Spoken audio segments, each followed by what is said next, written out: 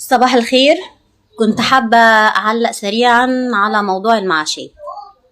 دلوقتي حضراتكم كل الناس بتتساءل وتقول فين فلوس المعاشات، وانا واحدة منهم بتساءل فين فلوس المعاشات. في ناس من شهر 12 لحد دلوقتي مصرفتش مستحقاتها، 12 السنة اللي فاتت 2025.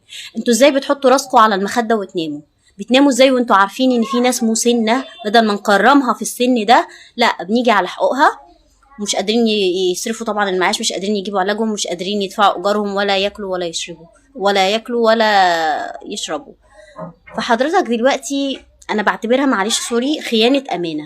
يعني عارف يعني ايه حد يديك فلوس كأمانة او بيشيلها معاك انت حصالة مثلا، وهو بيعوز ان هو يستردها في وقت معين وانت تقوله لا مفيش فلوس، الفلوس مش موجودة؟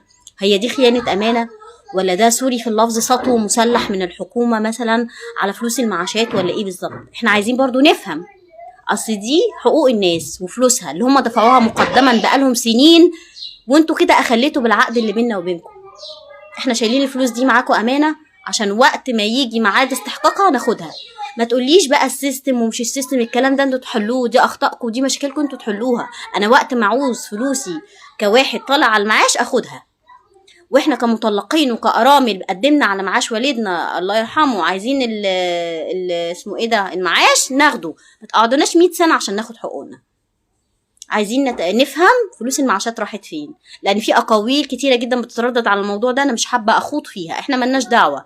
راحت فين ما راحتش فين، اتصرفت على سيستم مش سيستم، انتوا كده اخليتوا بالعقد اللي بيننا وبينكم. وانا شايفاه ان الموضوع ده سطو مسلح وبلطجه على فلوس المعاشات. احنا عايزين فلوسنا، والناس كلها الكبيره من حقنا ان احنا نكرمها، مش نهينها في البريد وهنا وهنا وهنا ويتعاملوا اوسخ معامله. ليه؟ على ايه ده كله؟ دي حقوقهم.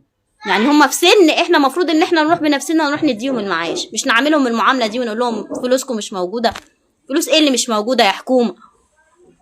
وصل صوتك.